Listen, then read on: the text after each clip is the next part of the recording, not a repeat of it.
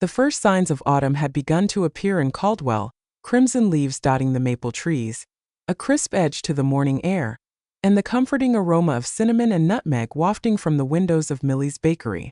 For Eleanor Hanson, autumn had always been a season of beginnings. 28 years ago, she'd arrived in this small coastal town as September eased into October. 25 years ago, she'd opened her bookstore pages as the leaves turned gold. And 23 years ago, she'd married Thomas under an arch of flame-colored leaves at the town's century-old covered bridge. This autumn, however, felt different. Eleanor stood at the large bay window of her bookstore, watching the townspeople stroll by, many of them familiar faces that had become as much a part of her life as the books that lined her shelves. At 53, with silver strands beginning to weave through her auburn hair, Eleanor felt a peculiar sensation, as if she were somehow standing apart from her own life, observing it from a distance. The bell above the door chimed, announcing the arrival of a customer. Eleanor turned, her practiced smile already in place, only to find her daughter Amelia stepping into the store. "This is a surprise," Eleanor said, her smile warming with genuine pleasure. At 22, Amelia was a striking young woman with her father's dark hair and Eleanor's deep blue eyes.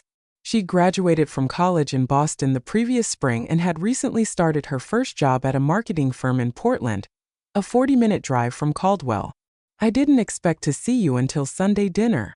Amelia's expression was peculiar, hesitant, yet determined. "Mom," she said, her voice slightly unsteady, "we need to talk." Those 4 words, Eleanor had learned over the years, rarely preceded good news. She glanced around the store. It was a quiet Tuesday afternoon, with only Mrs. Peterson browsing the mystery section and old Mr. Coleman settled in his usual armchair with a historical biography. "Let's go to the back," Eleanor suggested, gesturing toward the small office behind the checkout counter. Once inside the cramped space lined with order forms, invoices, and stacks of newly arrived books waiting to be shelved, Eleanor closed the door. "What's wrong, sweetheart?" Amelia paced the small area, her hands fidgeting with the strap of her purse. Finally, she stopped and faced her mother. "I got an offer. A job offer. But you just started at Walker and Reed. Are they not treating you well?" "No, it's not that," Amelia said quickly. "The job is in Singapore." "Singapore," Eleanor repeated, the word feeling strange on her tongue. "As in the country?" Amelia nodded, a mixture of excitement and apprehension crossing her features. "It's an amazing opportunity, Mom. An international branch of a major firm. They saw my portfolio through a connection from college, and they want me to join their creative team. It's the kind of chance people in my field dream about." Eleanor felt as if the floor beneath her had suddenly shifted. Singapore, the other side of the world, her only child halfway across the globe. She reached back, steadying herself against the desk. "How long would you be gone?" she managed to ask, her voice surprisingly calm despite the storm brewing inside her. "It's a 2-year contract initially," Amelia said, her eyes alight with a mixture of hope and trepidation. "But if it goes well?" The unspoken possibility hung in the air between them. Eleanor nodded slowly, processing the information. "When would you leave?" "That's the thing," Amelia said, her voice dropping slightly. "They need me to start by the end of next month." "Next month?" The words echoed in Eleanor's mind. For weeks. 30 days. Before the first snowfall. Before Thanksgiving. Before they could even properly prepare. "Have you told your father?" Eleanor asked, her thoughts turning to Thomas, who was away on a fishing trip with his brothers until Friday. Amelia shook her head. "I wanted to tell you first. I just found out this morning." Eleanor took a deep breath, willing herself to be the supportive mother she'd always tried to be. "This is big news, sweetheart. I'm going to need some time to process it. But I'm proud of you for being considered for such an opportunity." Relief washed over Amelia's face as she stepped forward and embraced her mother. "I knew you'd understand. I'm scared and excited all at once. I've never been that far from home." As Eleanor held her daughter, she was transported back to another time, Amelia's first day of kindergarten, when her little girl had looked up with those same wide, apprehensive eyes, squeezed her hand, and then bravely walked into the classroom. Eleanor had stood outside the school that day, tears streaming down her face, simultaneously proud and heartbroken. "We'll figure it out," Eleanor whispered, her voice thick with emotion. "We always do." But after Amelia left, promising to come for dinner on Friday when Thomas would be home, Eleanor closed the office door and allowed herself a moment of pure, unfiltered emotion. She pressed her hands against her face and wept silently, her shoulders shaking with the force of her tears. Singapore. Her daughter was moving to Singapore. That evening, after closing the bookstore, Eleanor found herself driving past her house and continuing down the winding coastal road. The sun was beginning its descent, casting long shadows across the pavement and turning the ocean to her left into a shimmering blanket of gold. She drove without conscious destination until she found herself at the old covered bridge that spanned the Caldwell River. The bridge had stood for over a century, surviving floods and storms, a testament to the town's resilience.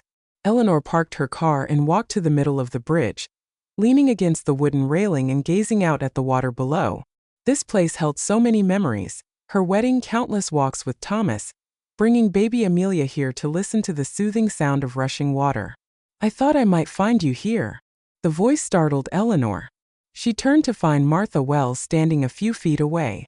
Martha had been Eleanor's closest friend since her arrival in Caldwell, the first person to make her feel welcome when she'd moved to town as a young woman with nothing but dreams and a small inheritance from her grandmother. Now in her early 60s, Martha's once blonde hair had faded to a soft white, but her green eyes remained as sharp and perceptive as ever. "How did you know I'd be here?" Eleanor asked, wiping quickly at her eyes. Martha came to stand beside her, their shoulders nearly touching as they both looked out at the river. "Amelia stopped by the diner on her way back to Portland. She told me about Singapore." "Singapore," Eleanor repeated, the word still feeling foreign. "I can't even picture it, Martha. It's so far away." "It is," Martha agreed, not offering false comfort. "When my James moved to Arizona after college, I thought that was the end of the world. Singapore is considerably farther." "How did you do it?" "Let him go, I mean." Martha was quiet for a moment, contemplating the question. "I don't think we ever let them go. Not really. Our hearts don't work that way. But we learn to stretch. The love between a parent and child is like a bridge, Eleanor. No matter how far apart the two sides, the bridge connects them." Eleanor considered this, watching as a leaf spiraled down from a nearby tree and landed on the water's surface, immediately caught in the current and carried downstream. "I'm being selfish, aren't I?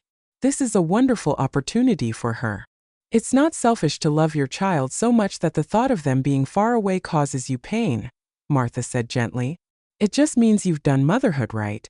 You've created a bond so strong that separation hurts." "Thomas will be devastated," Eleanor murmured. "But he'll never say it. He'll put on a brave face and tell her to conquer the world." She smiled sadly. "He's better at this than I am." "Oh, I doubt that," Martha said. "He just hides it differently. Men often do."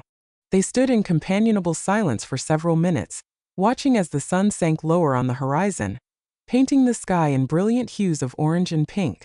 "You know," Martha finally said, "my grandmother used to say that the hardest and most important work a parent does is letting their child become who they're meant to be, even when that taking means them away from us." Eleanor nodded, feeling the truth of those words settle in her heart. "I just always pictured her closer, maybe in Boston or New York, somewhere I could drive to for a weekend visit, not halfway around the world.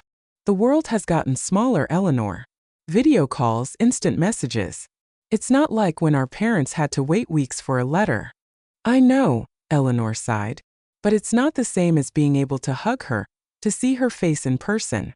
"No," Martha agreed. "It's not the same. But it's something. And sometimes something has to be enough." As darkness began to fall, they walked back to their cars together. Before they parted, Martha embraced Eleanor tightly. "One day at a time," she whispered. "That's all any of us can do." Driving home along the familiar streets of Caldwell, Eleanor felt a curious mixture of emotions, grief, pride, fear, and a strange sense of anticipation. Her daughter was about to embark on an adventure beyond anything Eleanor had ever experienced. And in a way, so was she. Friday evening arrived with a sense of momentous occasion hovering in the air. Eleanor had spent the day alternating between nervous cleaning and preparing Amelia's favorite meal: roast chicken with rosemary potatoes, glazed carrots, and apple pie for dessert. Thomas had returned from his fishing trip that morning, but Eleanor had decided not to tell him about Amelia's news, feeling it was their daughter's announcement to make. When Thomas walked into the kitchen and wrapped his arms around her from behind, Eleanor leaned back into his embrace, drawing strength from his solid presence. "Something smells amazing," he murmured, kissing her neck. "Special occasion I forgot about?" Eleanor turned in his arms, studying the face she'd loved for over 2 decades. At 55, Thomas Hansen had aged like the fine wines he occasionally indulged in, distinguished, with deeper character lines and salt and pepper hair that made his brown eyes seem even warmer. He'd returned from his trip with slightly more color in his cheeks and the relaxed demeanor that always followed his time spent in nature. "Amelia's coming for dinner," she said simply. Thomas raised an eyebrow. "On a Friday? I thought she usually saved Sundays for us old folks and spent Fridays with her friends." "She has something to tell us," Eleanor said, keeping her voice carefully neutral. A flicker of concern crossed Thomas's face. "Is she okay?" "She's fine," Eleanor assured him quickly. "Just news. Important news." Before Thomas could question her further, the front door opened and Amelia's voice called out, "Mom? Dad? I'm here." Dinner began with Thomas regaling them with tales from his fishing trip: the massive trout his brother Carl had caught and then fumbled back into the lake, the unexpected rainstorm that had soaked them to the bone on the second day, the stunning sunrise they'd witnessed on the final morning. Eleanor was grateful for his stories, which filled the silence and delayed the moment of revelation. She noticed Amelia picking at her food, a sure sign of her nervousness. Finally, as Eleanor served the apple pie, Thomas set down his fork and looked directly at Amelia. "All right, sweetheart. Your mother's been as twitchy as a cat in a room full of rocking chairs all evening, and you've barely touched your food. What's this news you've come to share?" Amelia took a deep breath, set her shoulders in a way that reminded Eleanor painfully of the determined little girl who'd insisted on climbing to the top of the jungle gym despite her fear of heights, and told her father about Singapore. Thomas listened without interruption, his expression giving nothing away as Amelia explained the job offer, the 2-year contract, the career advancement it represented, and the short timeline before her departure. When she finished, there was a moment of profound silence. "Singapore," Thomas finally said, nodding slowly. "That's a long way from Maine." "It is," Amelia agreed, her voice small. "They must think very highly of your work to offer such an opportunity to someone fresh out of college," he continued, his tone thoughtful. "My professor had connections there. She recommended me."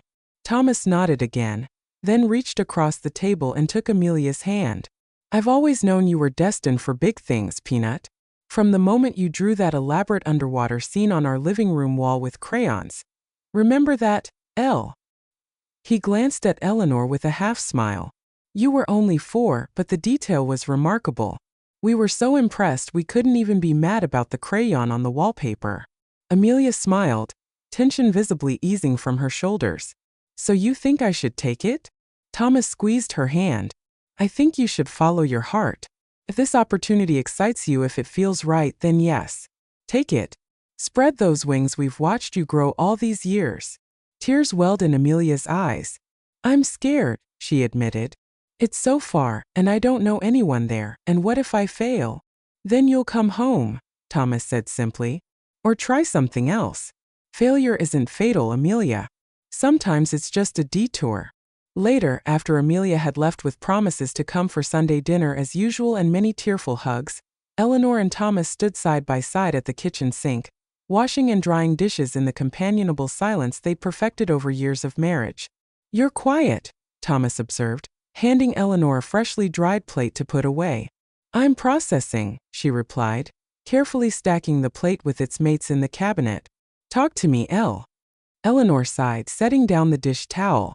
"I'm proud of her, terrified for her, sad for us, excited for her adventure, dreading saying goodbye, wondering if we've prepared her enough for something this big." A whole kaleidoscope of emotions. Thomas nodded, understanding in his eyes. "All valid feelings. How are you so calm about this?" Eleanor asked, a hint of frustration seeping into her voice. Our only child is moving to the other side of the world, and you act like she's just going to the next town over. Is that what you think? Thomas asked quietly, and something in his tone made Eleanor really look at him. She saw then what she'd missed: the slight redness around his eyes, the tightness at the corners of his mouth, the careful control in his posture. "Oh, Thomas," she whispered. "I'm terrified too, he admitted, his voice rough with emotion. "The thought of her being that far away, in a place where we can't just jump in the car and get to her if she needs us, it scares the hell out of me. But she needs us to be strong right now. She needs to know we believe in her." Eleanor moved into his arms, and they held each other in the kitchen where they'd shared thousands of meals, where they'd taught Amelia to bake cookies and make pancakes, where they'd celebrated birthdays and comforted heartbreaks. "We'll get through this," Thomas murmured against her hair. "One day at a time." "That's exactly what Martha said. Martha's a wise woman." Eleanor pulled back slightly to look up at her husband. "We should visit her. Amelia, I mean. In Singapore. We've never been to Asia." A slow smile spread across Thomas's face. "I like the way you think, Mrs. Hanson. We're not getting any younger after all. Might be time for some adventures of our own." For the first time since Amelia had shared her news, Eleanor felt a spark of something like excitement. Perhaps this change, painful as it was, might open new doors for all of them. October passed in a flurry of preparation. Eleanor found herself caught in a whirlwind of emotions as she helped Amelia sort through belongings, decide what to take and what to store, navigate the complexities of international work visas, and research everything from Singapore's climate to its customs. "Did you know it's against the law to chew gum in Singapore?" Amelia announced one evening as they sorted through her winter clothes, setting aside the heavy sweaters and coats she wouldn't need in the tropical climate. "I did not," Eleanor replied, folding a chunky knit sweater she'd made for Amelia's 16th birthday. "Will that be a hardship for you?" Amelia laughed. "I think I'll survive. But there are so many rules. No jaywalking, no littering, strict drug laws. It's going to be quite an adjustment." "You've always been good at following rules," Eleanor observed, her mind flashing back to elementary school parent-teacher conferences where Amelia was invariably described as well-behaved and respectful. "Until I wasn't," Amelia reminded her with a mischievous grin, obviously thinking of her brief rebellious phase in high school, complete with a temporary pink streak in her hair and a short-lived determination to become a professional drummer. Eleanor smiled at the memory. "Even your rebellions were relatively tame. Your father and I used to marvel at how we'd managed to raise such a sensible child." "Maybe that's why I need to do this," Amelia said thoughtfully, sitting back on her heels amidst piles of clothing. "To prove to myself I can do something bold and a little scary." Eleanor looked at her daughter, really looked at her, and saw not just the sweet, sometimes uncertain girl she'd raised, but the woman she was becoming. Strong, thoughtful, brave. "You're going to be amazing," Eleanor said softly. "And Singapore is lucky to get you." Amelia's eyes glistened with tears. "I'm going to miss you and Dad so much." "We'll miss you too. But we'll have video calls and we're already planning to visit. Your father is reading every travel guide to Southeast Asia he can get his hands on." "Really?" Amelia looked both surprised and pleased. "Oh yes. He's particularly interested in the street food scene. I think he's planning to eat his way across Singapore when we visit." They worked in comfortable silence for a while, the rhythm of folding and sorting creating a meditative space between them. "Mom," Amelia finally said, her voice hesitant, "can I ask you something personal?" Eleanor looked up, curious. "Of course. Were you ever afraid you'd made the wrong choice? Moving to Caldwell, opening the bookstore, settling down so young." The question caught Eleanor by surprise. She set aside the shirt she was folding and considered her answer carefully. "There were moments," she admitted, "particularly in the early years of the bookstore, when finances were tight and I was working 14-hour days. I'd wonder if I should have finished my degree first or tried living in a big city." She smiled reflectively. "But even in those moments of doubt, I never regretted Caldwell itself or your father or you. Some choices just feel right in your soul, even when they're difficult." "How did you know Dad was the right choice?" Amelia pressed, and Eleanor suddenly understood that these questions weren't just about her past.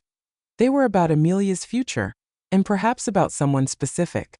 Is there someone special you haven't told us about? Eleanor asked gently. Amelia blushed. Maybe. His name is Gabriel. He works in graphic design at Walker & Reed.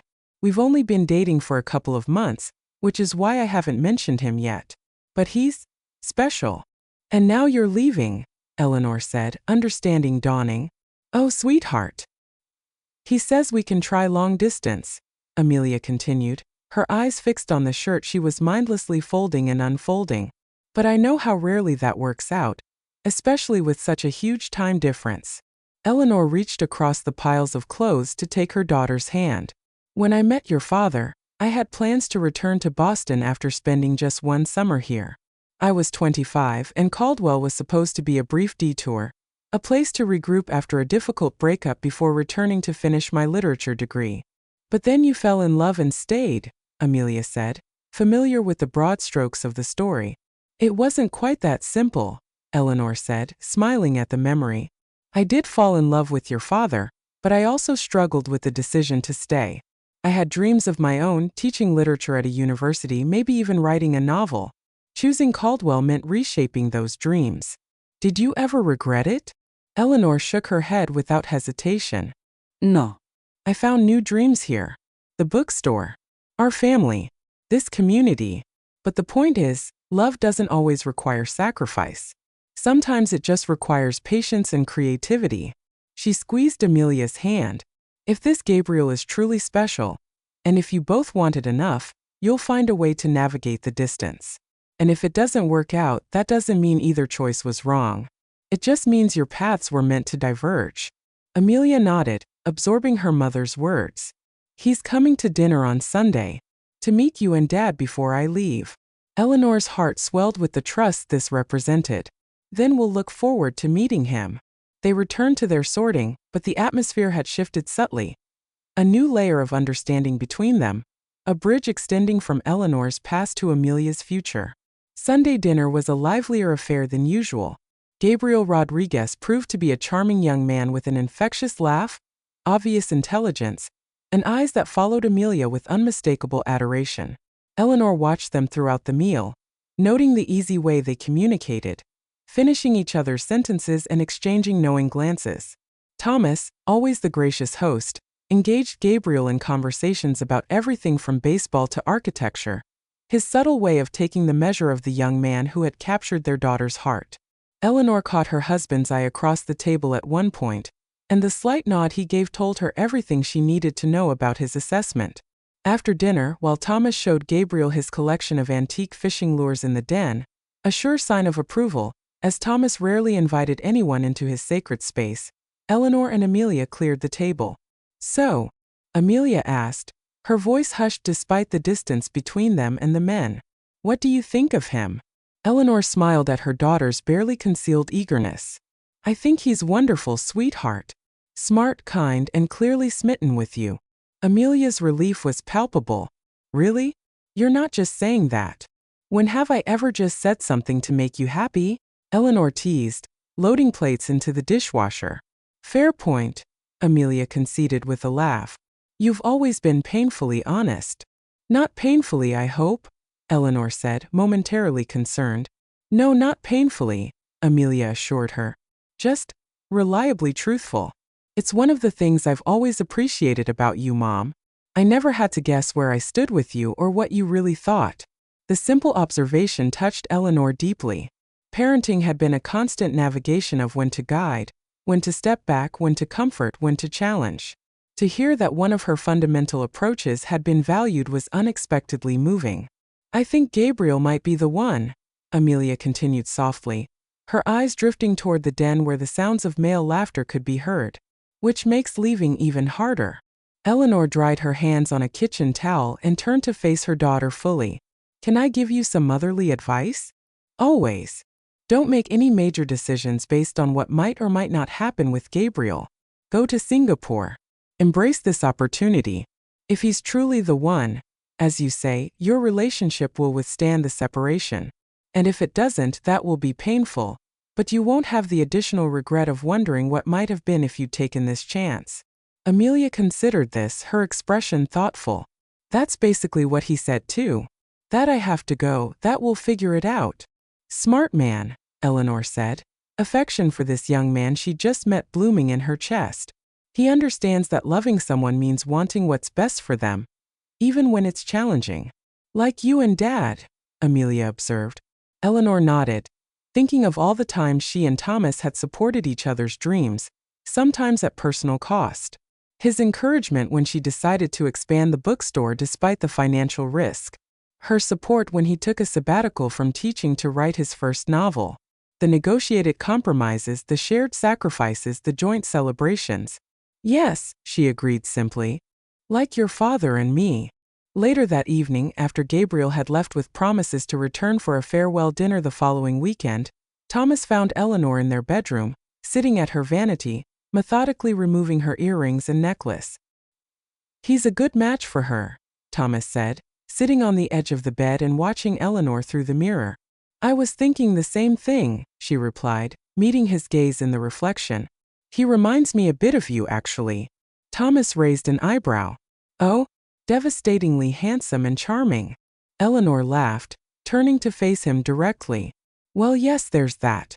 But I meant his steadiness. The way he listens to her, really listens. And his understanding about Singapore. Thomas nodded, his expression growing more serious. It's going to be harder for him than he's letting on, I think. But he's doing the right thing, encouraging her to go. Do you think they'll make it? Eleanor asked. The distance, I mean. Thomas was quiet for a moment, considering. I hope so, he finally said. But even if they don't, I think they'll both be better for having tried. Eleanor moved to sit beside him on the bed, leaning her head against his shoulder. When did our little girl grow up enough to have this kind of relationship? To make these kinds of choices? While we weren't looking, Thomas said softly, wrapping an arm around her shoulders. That's how it always happens. They sat together in comfortable silence, each lost in their own thoughts about their daughter's impending departure and the young man who might or might not become a permanent part of their family circle. Eleanor found herself mentally revising her image of Amelia's future yet again. From a lone young woman navigating an unfamiliar city to perhaps, eventually, one half of a partnership finding their way together. Change is the only constant, she murmured, more to herself than to Thomas. What's that, love? Just thinking about how life keeps surprising us, even after all these years. Thomas pressed a kiss to the top of her head. Would you have it any other way? And despite the mixture of emotions swirling within her about Amelia's departure, Eleanor found the answer came easily. No, she said honestly. I wouldn't. The final week before Amelia's departure passed in a blur of last-minute preparations, farewell gatherings with friends and extended family, and moments of quiet connection between mother and daughter. Eleanor found herself torn between wanting to savor every minute and feeling a strange urge to accelerate time, to get past the pain of goodbye and move into the phase of adjustment that would inevitably follow. On Amelia's last night at home, after a festive farewell dinner with Gabriel, Thomas's younger sister and her family, and Martha, the house finally quieted. Eleanor wandered into Amelia's bedroom, finding her daughter sitting cross-legged on the bed, surrounded by photo albums. Mind if I join you? Eleanor asked from the doorway. Amelia looked up with a warm smile. I was hoping you would. Eleanor settled beside her daughter, looking down at the album currently open on Amelia's lap, photos from a family vacation to the Grand Canyon when Amelia was 11. I was such a grumpy hiker, Amelia observed, pointing to a photo of her younger self, arms crossed and lower lip protruding as she stood on a scenic overlook. Eleanor laughed at the memory. You were convinced the canyon would be boring. Just a big hole in the ground, I believe were your exact words. And then we got there and I couldn't stop staring at it, Amelia said, turning the page to reveal more photos. Amelia's expression now transformed to one of awe as she peered over the rim of the massive canyon. It was the first time I really understood how small we are in comparison to the world. And yet how significant our experiences are to us, Eleanor added. I remember watching you take it all in, seeing your perspective shift right before my eyes. They continued paging through albums, laughing and reminiscing. Amelia's first day of school, family Christmases, summer beach days, dance recitals, graduations, a visual chronicle of a life shared, a family built moment by moment, memory by memory.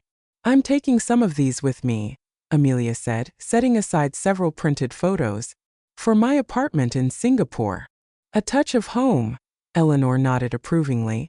Mom. Amelia's voice had shifted, becoming more hesitant. Can I ask you something I've never asked before? Of course. Amelia closed the album in her lap and looked directly at Eleanor. Were you ever disappointed that you only had me? That you didn't have more children? The question caught Eleanor completely off guard. What makes you ask that? Amelia shrugged, her eyes dropping to her hands. I don't know. Looking at all these family photos, I guess. Jenna has 3 siblings and Gabriel is one of 5. Sometimes I've wondered if you and Dad wanted more kids but couldn't have them, or if I was enough. Oh, sweetheart, Eleanor breathed, reaching out to take Amelia's hand. You were always enough. She paused, considering how much to share, then decided on complete honesty. We did try for another baby when you were about 3. I had 2 miscarriages that year. Amelia's eyes widened with surprise. You never told me that. It was a difficult time, Eleanor acknowledged. After the second loss, we had some testing done and discovered there were some medical issues that made another successful pregnancy unlikely. We talked about adoption for a while, but then, she smiled at the memory. Then you started preschool, and the bookstore began to take off, and your father's first book was accepted for publication. Life got wonderfully busy, and somehow the family we had started to feel complete just as it was. You never felt like something was missing? Amelia pressed.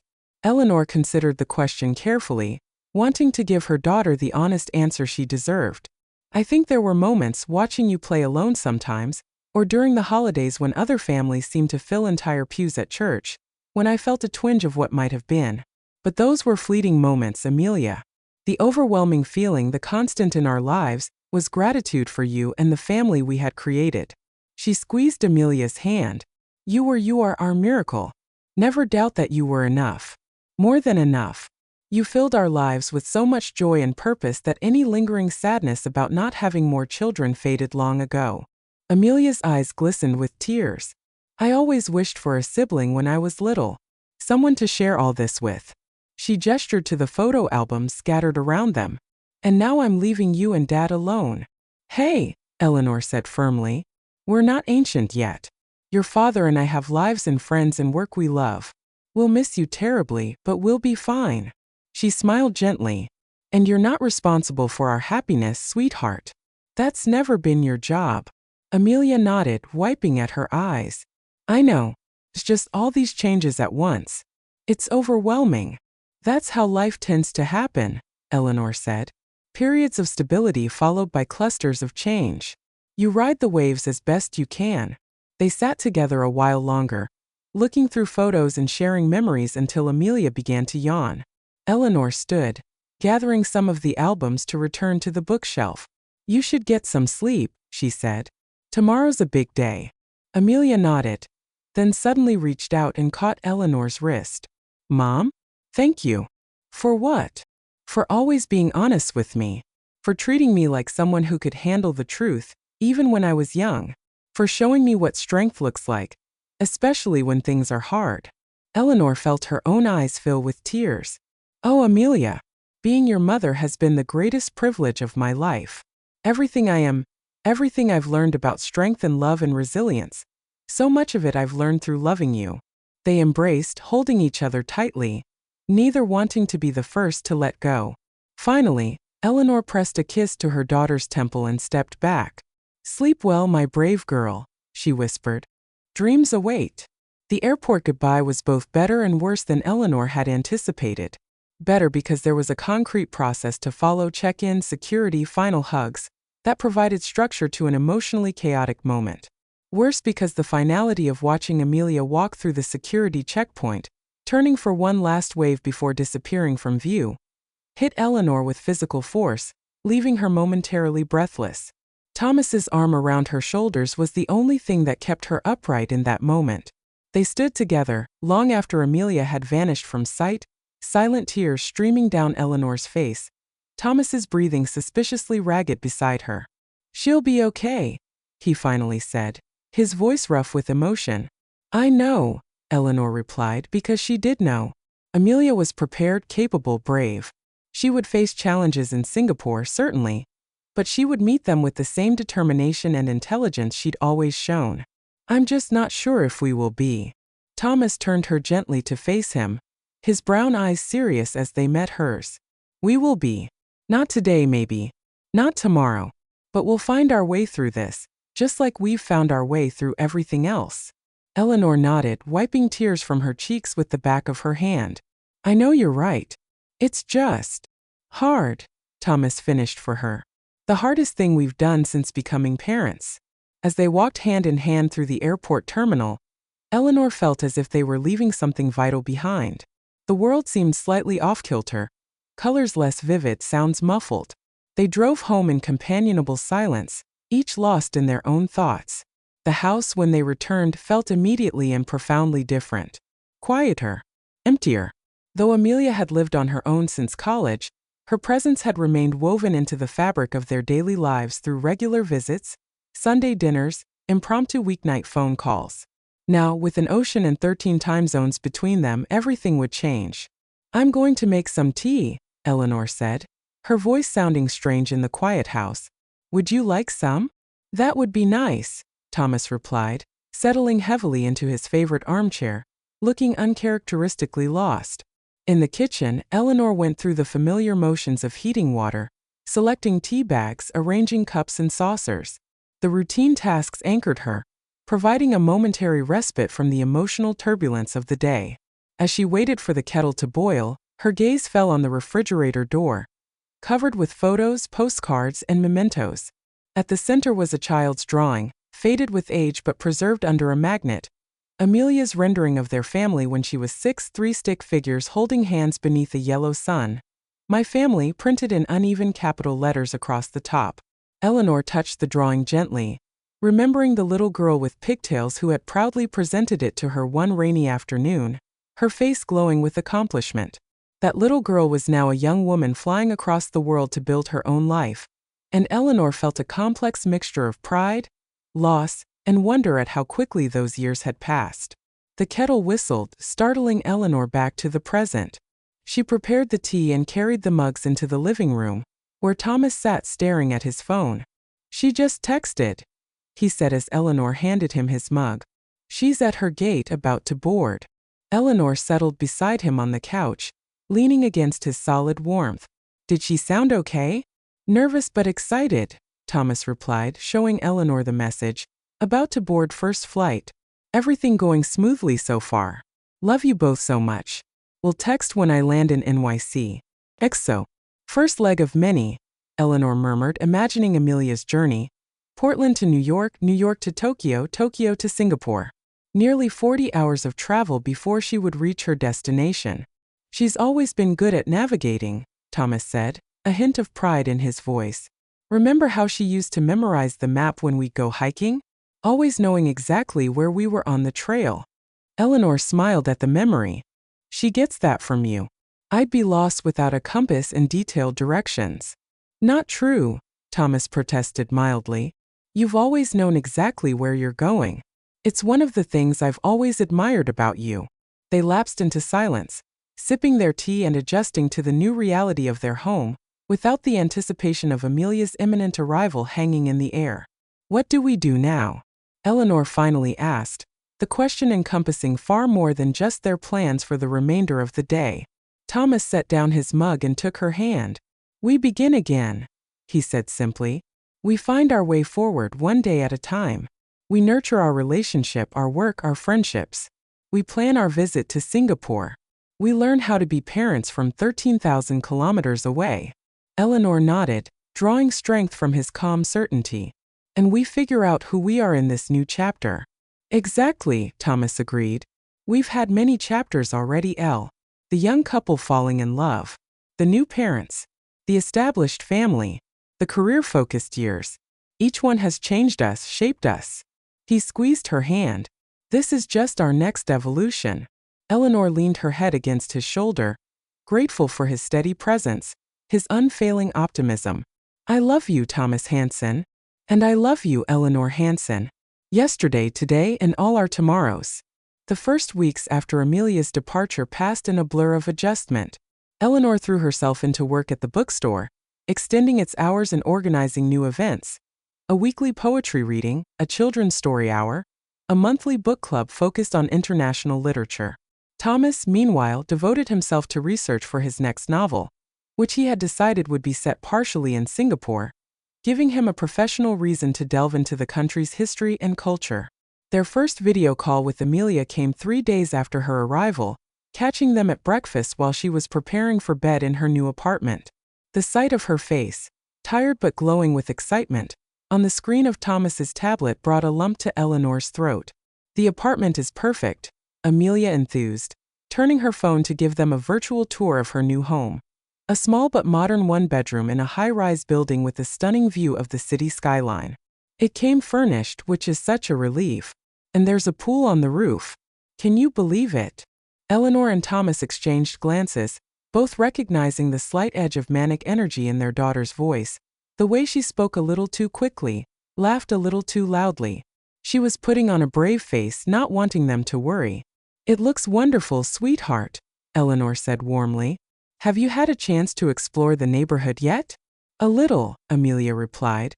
"There's a hawker center like a food court, but with amazing local food just 2 blocks away. And the subway station is right across the street, which makes it super easy to get around." "And work?" Thomas asked. "When do you start?" "Tomorrow," Amelia said, a flicker of nervousness crossing her features. "Orientation first, then I'll meet my team. Everyone I've spoken with so far has been incredibly nice, though. My neighbor even brought over homemade dumplings to welcome me." They chatted for nearly an hour, Amelia regaling them with stories of her journey, her first impressions of Singapore, the immaculate streets, the lush greenery, the stifling humidity, and her awkward attempts to navigate cultural differences. Eleanor drank in every detail, storing them away to revisit later. As they prepared to say goodbye, Amelia's cheerful facade slipped momentarily. "I miss you guys," she said softly, her voice catching. "More than I expected to." "We miss you too, Peanut," Thomas replied, his own voice rough with emotion. "But we're so proud of you for doing this." "Call anytime," Eleanor added. "Day or night. We'll always answer." After they ended the call, Eleanor found herself staring at the blank screen, torn between relief at seeing Amelia safe and settled, and a renewed sense of loss now that her image had disappeared. "She seems good," Thomas said, clearing their breakfast dishes, overwhelmed but excited. "Did you notice how she kept reassuring us everything was perfect?" Eleanor asked, following him into the kitchen. "Classic Amelia, always trying to protect us from worrying." Thomas smiled as he rinsed plates. "She gets that from you, you know. That need to make sure everyone else is okay, even when you're struggling." Eleanor arched an eyebrow. "I do not do that." Thomas said gently, turning to face her. "You're doing it right now. Focusing on whether Amelia is truly okay, instead of acknowledging how much you're hurting." The simple observation, delivered with such kindness, undid her. Eleanor felt tears well up, and suddenly she was sobbing deep, racking cries that seemed to come from some hidden reservoir of grief she'd been trying to ignore. Thomas immediately wrapped her in his arms, holding her tightly as she wept against his chest. "I don't know why this is hitting me so hard," she managed between sobs. "She's happy, she's safe, we raised her to be independent. And none of that changes the fact that your heart is breaking a little," Thomas murmured, stroking her hair. "It's okay to feel that, Elle. You don't have to be strong all the time." Something about his permission, his understanding, allowed Eleanor to fully release the emotions she'd been carefully managing since Amelia had first announced her news. She cried until she had no tears left, while Thomas held her steady, his own eyes damp but his embrace unwavering.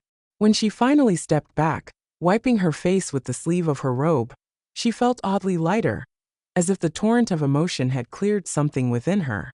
"Thank you," she whispered, her voice hoarse. Thomas kissed her forehead. "Always. That's what we do, remember? Hold each other through the storms." Over the following weeks, they established new routines. Sunday dinners became Sunday morning video calls, accommodating the time difference. Eleanor set aside time each evening to send Amelia a brief email or text, sharing small moments from her day, a customer's amusing request at the bookstore, a particularly beautiful sunset, a neighborhood happening. Thomas, less inclined to daily communication, instead sent longer, more detailed messages once or twice a week, often including progress updates on his Singapore research or thoughtful reflections on articles about Southeast Asian culture he'd discovered.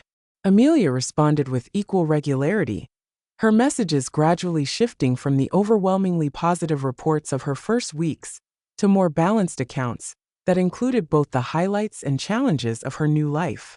She wrote about the excitement of her first successful presentation at work, the frustration of navigating bureaucratic visa processes, the unexpected loneliness of weekends in a city where she knew almost no one. She shared photos of colorful temple festivals, bustling night markets, and the view from her apartment at different times of day. And she spoke of Gabriel, with whom she maintained a daily connection despite the time difference. "It's strange," she wrote in one email. "In some ways, I feel closer to him now than when we were in the same city. We're both making such an effort to stay connected, to really talk about important things. It's not the same as being together physically, of course, but there's a depth to our conversations that wasn't always there before." Eleanor found herself printing these messages, collecting them in a folder she kept on her bedside table, reading and rereading them, as if they were precious maps to her daughter's new life. October gave way to November, and the Hayes household began preparing for their first holiday season without Amelia. Thanksgiving had always been their most cherished family tradition, 3 days of cooking together, watching old movies, taking long walks along the coastal path, and finally sitting down to a feast with a small circle of close friends and family. "We should do something different this year," Thomas suggested one evening as they discussed plans. "Maybe go away for the weekend?" Eleanor considered the idea. Part of her recoiled at the thought of abandoning their traditions, as if doing so would somehow sever another connection to Amelia. But another part recognized the wisdom in Thomas's suggestion. Their usual celebration would only highlight Amelia's absence. "Where would we go?" she asked. Martha mentioned that her son James and his family rented a cabin on Moosehead Lake last Thanksgiving. Said it was beautiful with the first snow. "We could do something like that. Find a cozy place with a fireplace, bring some books, take walks if the weather permits." The idea began to take shape in Eleanor's mind, a quiet retreat rather than a diminished version of their usual gathering, a new tradition for this new phase of their lives. "I'd like that," she said, surprising herself with how true it felt. They found a charming lakeside cottage about 3 hours north of Caldwell, remote enough to feel like a genuine getaway but not so isolated that they'd be stranded if winter weather turned severe. They invited Martha to join them, but she declined, explaining that she'd already promised to spend the holiday with her sister in Vermont. "But you too enjoy it," she insisted when Eleanor pressed her. "It'll be good for you to have some time alone. The first holidays apart are hard. Roger and I went away after James moved to Arizona, and it helped to be doing something completely different." The Tuesday before Thanksgiving, Eleanor closed the bookstore early, leaving her assistant manager Lily in charge for the long weekend. As she packed her bag that night, selecting books, comfortable clothes, and her favorite thick sweaters, she felt a curious mixture of melancholy and anticipation. This would be the first Thanksgiving she and Thomas had spent entirely alone since before Amelia was born. "Ready for our adventure?" Thomas asked as he joined her in the bedroom, setting his own packed duffel beside the bed. "I think so," Eleanor replied, folding her warmest pajamas. "I've been thinking, should we try to coordinate a video call with Amelia on Thursday? It would be evening her time." Thomas nodded. "Already suggested it. She said she'll be free around 8 p.m. her time, which would be 7 a.m. for us. Early start to Thanksgiving, but worth it." Eleanor smiled gratefully. Of course he had already thought of it. "What would I do without you?"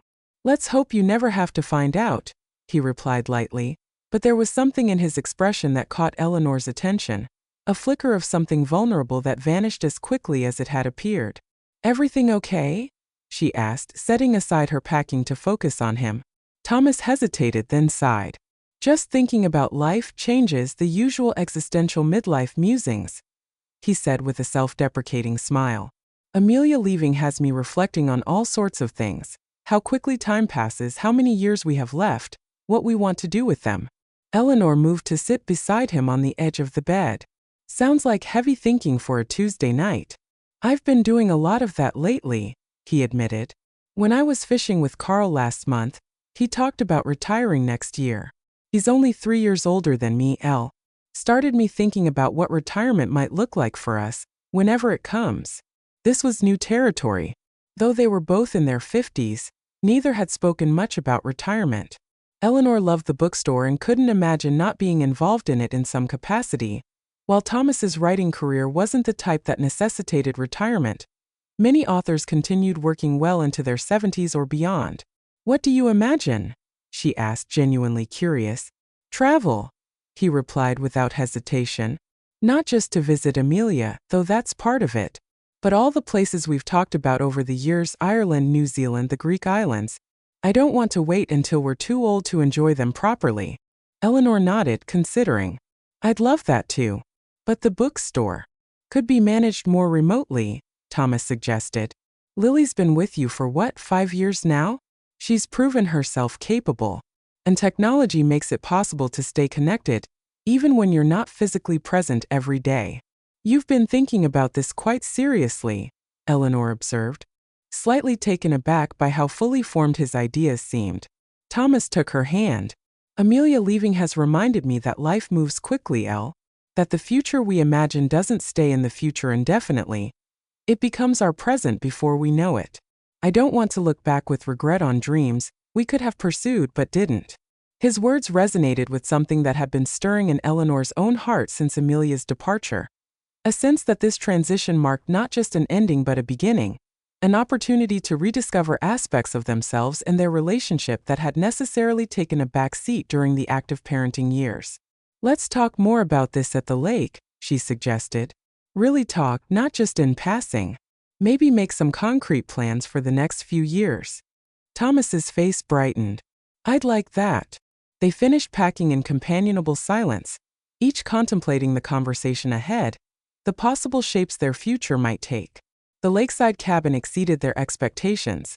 A well-maintained log structure with large windows overlooking the water, a massive stone fireplace dominating the main room, and a kitchen stocked with all the essentials. They arrived Wednesday afternoon as the first light snow of the season began to fall, transforming the landscape into a winter wonderland.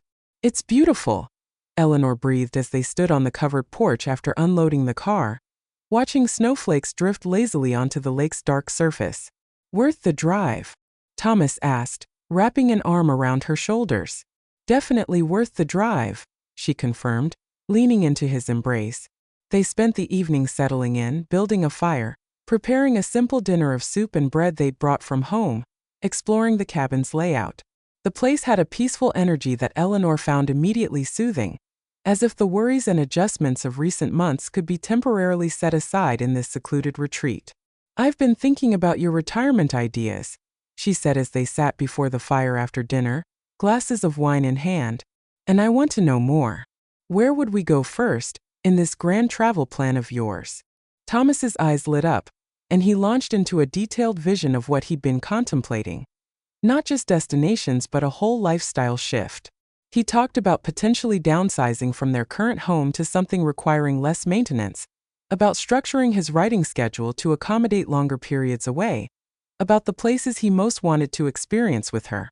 I was thinking we might start with a month in Ireland next spring, he said, enthusiasm evident in his voice. Rent a cottage in the countryside. Use it as a base for exploring. I could work on my next book there. The setting would be perfect for the story I have in mind.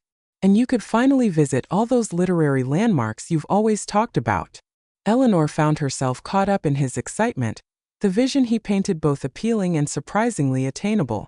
They talked late into the night, the fire burning down to embers as they brainstormed possibilities, acknowledged potential obstacles, and began to sketch the outlines of this next chapter of their lives together.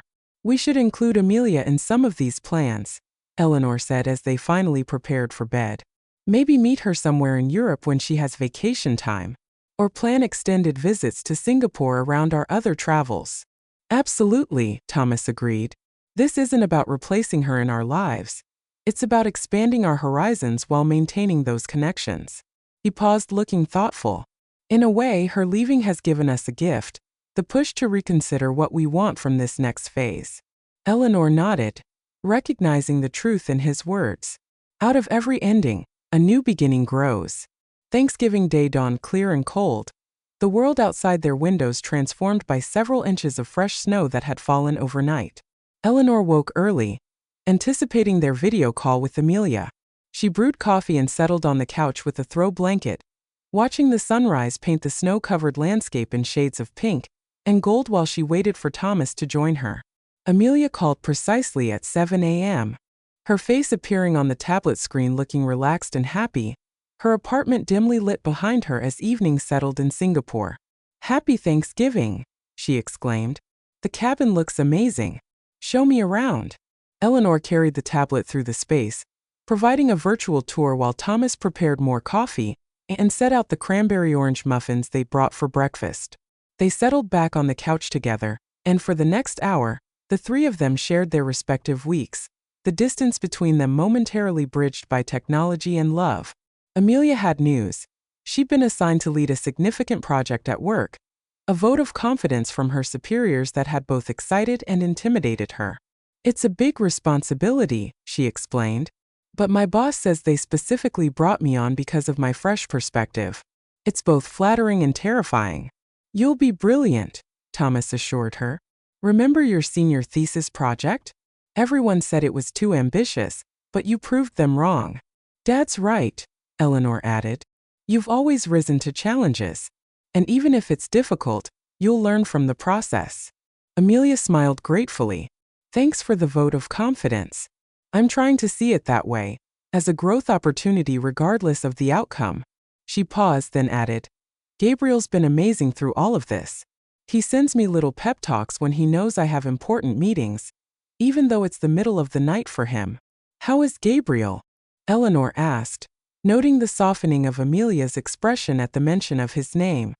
"He's good. Busy with a major campaign at work." "Actually," Amelia hesitated, a mix of emotions crossing her face. "He's thinking of visiting in January for my birthday." "That's wonderful," Eleanor exclaimed. "Such a long trip for him." "I know," Amelia agreed. "It's a huge gesture. And I'm excited but also nervous. What if we've idealized each other during this separation?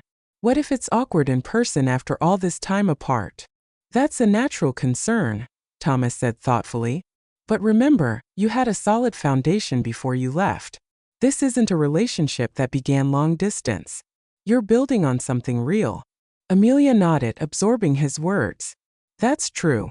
And honestly, even with the distance, I feel like our relationship has deepened in many ways. We talk about important things now, not just the day-to-day stuff." "Distance has a way of cutting through the superficial," Eleanor observed.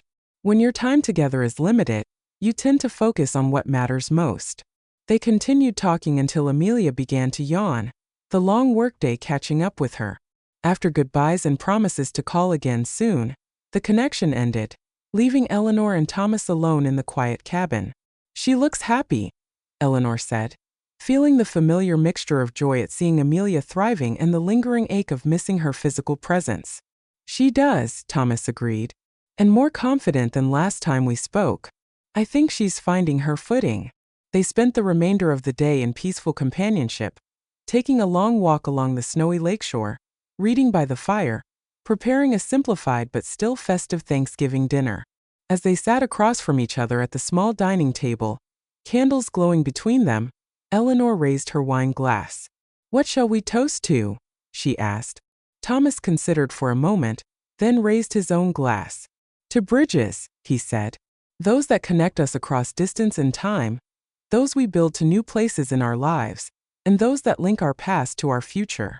"To bridges," Eleanor echoed, clinking her glass against his, her heart full as she contemplated all the forms those bridges might take in the years ahead. Winter settled over Caldwell, transforming the coastal town with snow and ice while life continued to evolve for the Hanson family. Eleanor expanded her initial plans for the bookstore, hiring a second assistant manager, and seriously considering Thomas's suggestion that she might be able to step back from daily operations. They began researching their proposed trip to Ireland, setting tentative dates for April when the countryside would be greening, but before the summer tourist crowds arrived.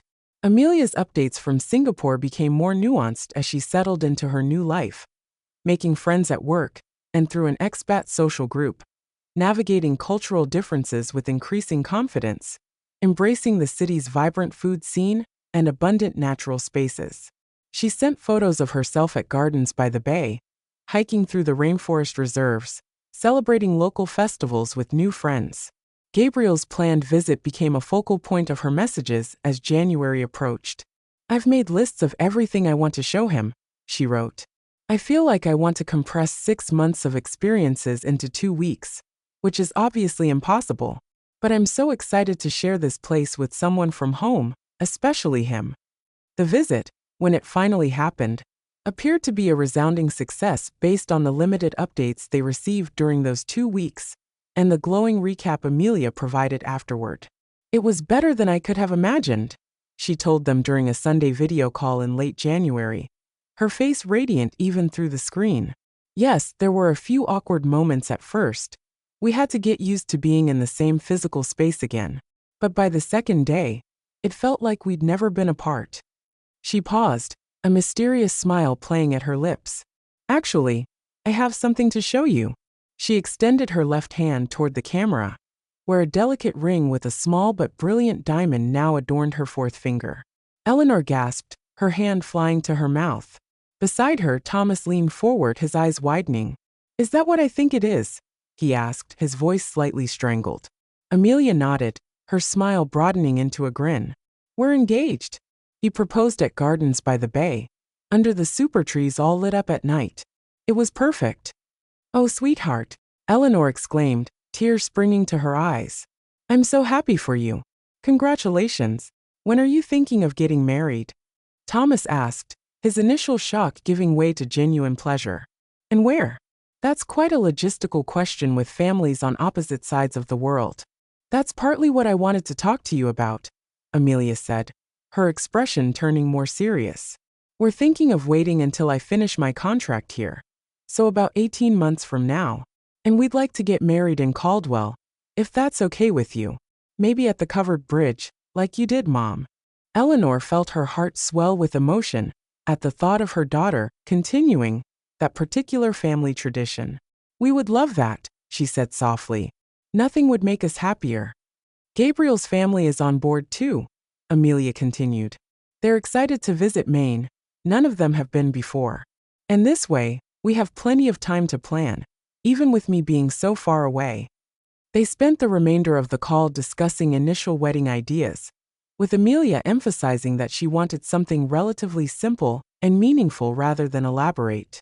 "The important thing is having the people we love there," she said.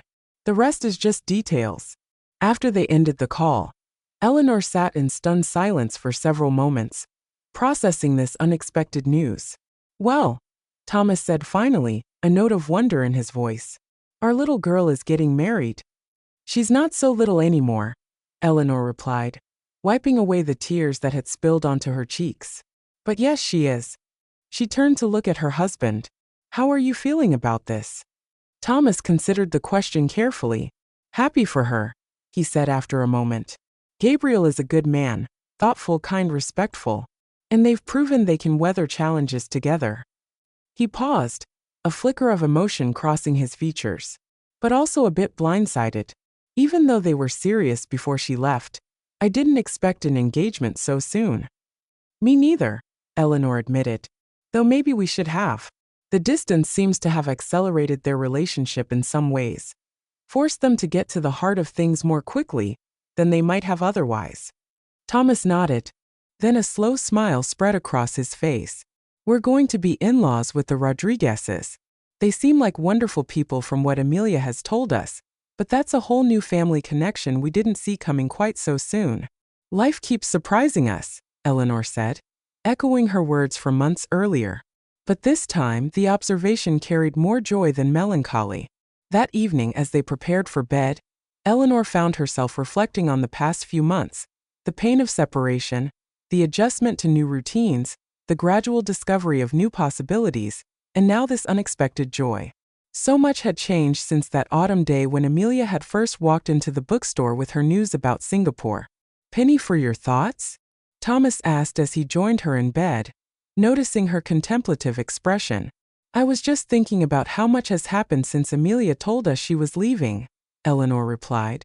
"How different our lives are now from what I imagined they would be last summer." "Better or worse?" he prompted gently. Eleanor considered the question. "Different," she said finally.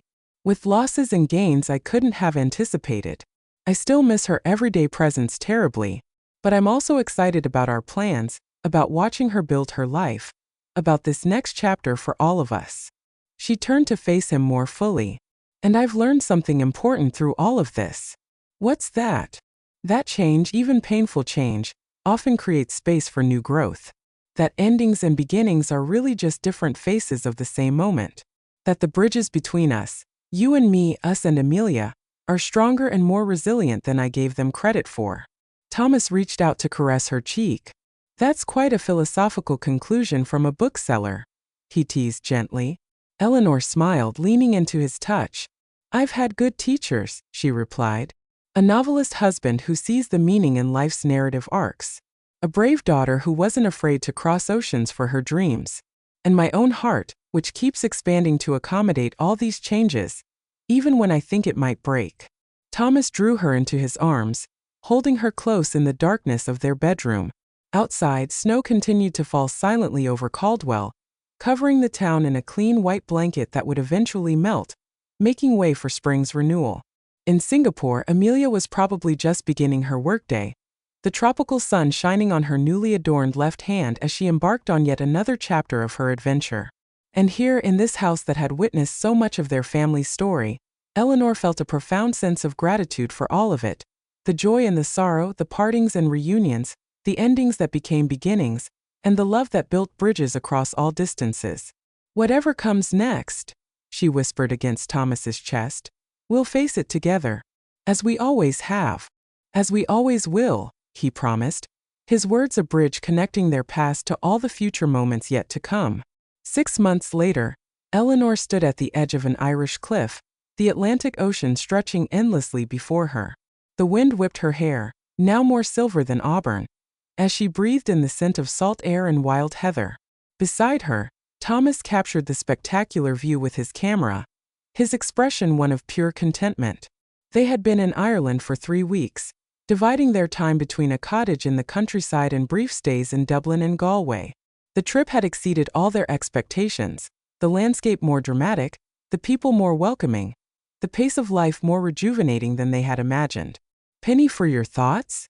Thomas asked, echoing his familiar question as he lowered his camera and moved to stand beside her. Eleanor smiled, linking her arm through his. "I was just thinking that endings really do lead to new beginnings, if we're brave enough to walk through the door they open." Thomas nodded, understanding immediately. Amelia leaving was an ending that broke your heart. "And yet look where it's led us," Eleanor replied, gesturing to the magnificent landscape around them, but meaning far more than just their physical location. "To new adventures, new perspectives, new appreciation for what we have. And to a wedding to plan when we return home," Thomas added with a smile. "Martha says the save-the-date cards arrived. She's keeping them safe at her place for us." Eleanor nodded, her heart warming at the thought of the celebration to come the following summer. Amelia and Gabriel exchanging vows at the covered bridge where her own marriage had begun, 2 families joining together, a new chapter commencing for all of them. Her phone chimed in her pocket, a text message from Amelia, who despite the time difference made a point of checking in regularly. "Mom, just got the most amazing news at work. Call when you can. Love you." Eleanor showed the message to Thomas, who immediately reached for his own phone. "Let's call her now," he suggested. Some news shouldn't wait. As they huddled together on the windy cliff, connecting through technology to their daughter half a world away, Eleanor felt the truth of what Martha had told her months ago on the covered bridge. The love between parent and child was indeed like a bridge, spanning whatever distance life placed between them, connecting hearts across oceans and continents, strong enough to weather any storm. When Amelia's face appeared on the screen, her eyes bright with excitement about her news, A promotion that would extend her stay in Singapore by another year but would significantly advance her career. Eleanor felt only joy and pride, untainted by the sadness that would have overwhelmed her months earlier. "That's wonderful, sweetheart," she exclaimed with genuine enthusiasm. "Tell us everything." As Amelia launched into the details, Eleanor caught Thomas's eye over the phone. He winked at her, a silent acknowledgement of how far they had come on this journey. From the pain of separation to the discovery of a new equilibrium where love transcended distance and family bonds remained unbroken despite the miles between them. The bridge between them had proven stronger than Eleanor could have imagined, carrying them all safely to new shores, connecting what was to what would be, spanning the distance between heartache and hope, between farewell and new beginnings. And on that Irish cliff, with the wind in her hair and her daughter's voice in her ear, Eleanor knew with absolute certainty that whatever changes life brought next, that bridge would hold, connecting them always across all distances through all seasons come what may.